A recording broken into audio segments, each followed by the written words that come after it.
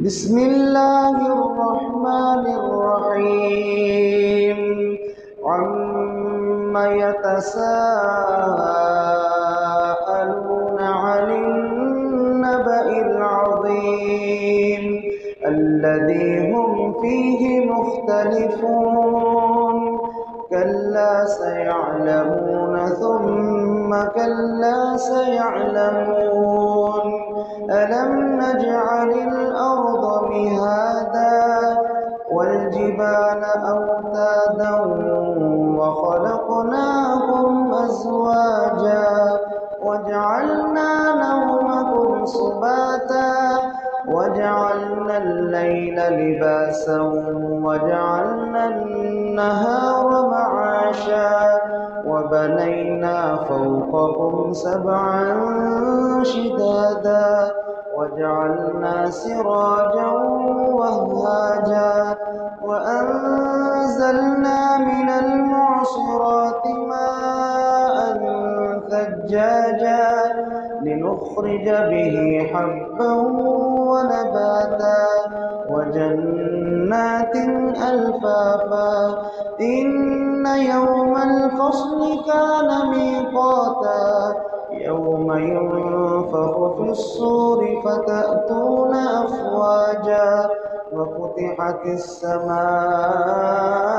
السماء فكانت أبوابا وسيرت الجبال فكانت سرابا إن جهنم كانت مرصادا للطاغين مآبا لابثين فيها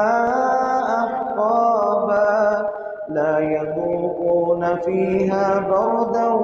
ولا شرابا إلا حميما وغساقا جزاء وفاقا إنهم كانوا لا يرجون حسابا وكذبوا بآياتنا كذابا وكل شيء أحصيناه كتابا فذوقوا فلن نزيدكم إلا عذابا إن للمتقين مفازا حدائق وأعنابا وكواعب أترابا وكأسا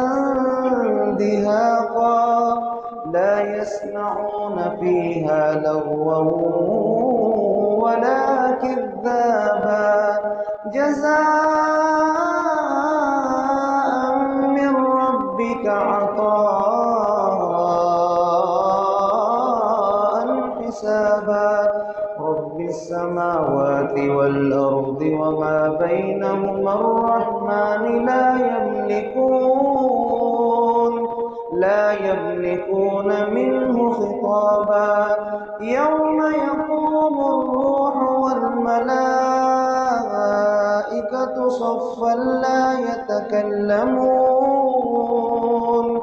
لا يتكلمون إلا من أذن له الرحمن وقال صوابا ذلك اليوم الحق